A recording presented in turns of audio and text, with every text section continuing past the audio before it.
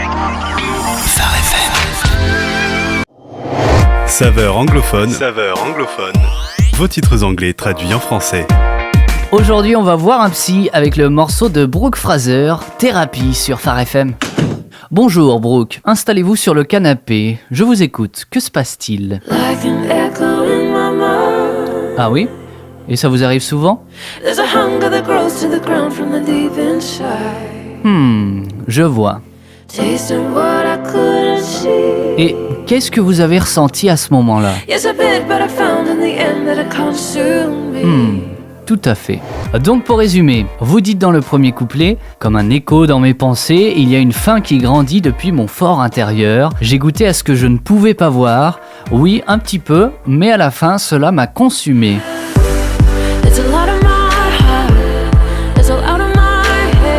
C'est beaucoup de mon cœur, c'est tout hors de portée. C'est encore trop? C'est tout hors de portée. Alors, avant d'aller plus loin dans la thérapie, je me permets de resituer un petit peu le contexte. Brooke, vous êtes né en Nouvelle-Zélande, vous jouez de la musique depuis votre plus jeune âge. En 2004, cela vous a conduit à Sydney, en Australie, où vous avez rencontré votre mari. Vous faites partie de l'équipe créative des églises Hillsong, pour lesquelles vous avez composé de nombreux morceaux, Hosanna, Lead Me to the Cross ou encore What a Beautiful Name, qui vous a valu d'ailleurs un Grammy Awards en 2018 comme meilleure composition et performance chrétienne. À présent, vous vivez à Los Angeles, aux États-Unis, depuis plusieurs années. Est-ce que finalement tous ces déménagements, au fil du temps, ont été déstabilisants pour vous?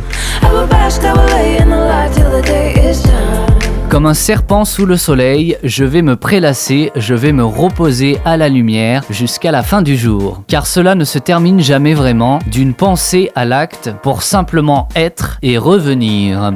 Alors continuons. Maintenant parlez-moi plus en détail de ce morceau. Vous dites dans une interview, je cite, « Au-delà d'être un simple morceau pop, cela parle aussi de la capacité à être honnête avec soi-même à propos de là où tu en es dans ta vie et trouver au fond de toi-même un lieu sûr pour être capable de t'exprimer, devenir ce lieu sûr pour d'autres personnes. » Finalement, dans cette déclaration, n'y aurait-il pas un petit peu de lutte contre la timidité, bon, même si vous êtes artiste habitué aux foules? Ou alors serait-ce peut-être une recherche de votre identité profonde?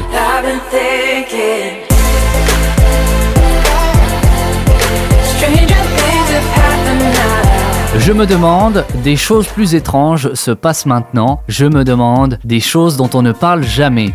On avance petit à petit. Vous dites aussi dans le pont du morceau, alors dis-moi ce que tu veux vraiment, parce que ce n'est pas étrange pour moi, c'est pour cela que nous le faisons. Tu sais, c'est une thérapie.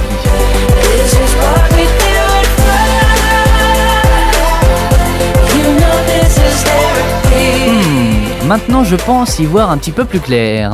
Vous dites aussi dans une interview que cette phrase du pont concerne le fait d'être assez digne de confiance pour que les gens puissent être honnêtes avec vous et réellement eux-mêmes. Donc, si j'ai bien compris la situation, vous vous mettez à la place d'une thérapeute, vous êtes à l'écoute de ceux qui ont besoin de se confier et tentez d'être une personne honnête, digne de confiance pour que les gens soient à l'aise avec vous et réellement eux-mêmes. C'est ça ?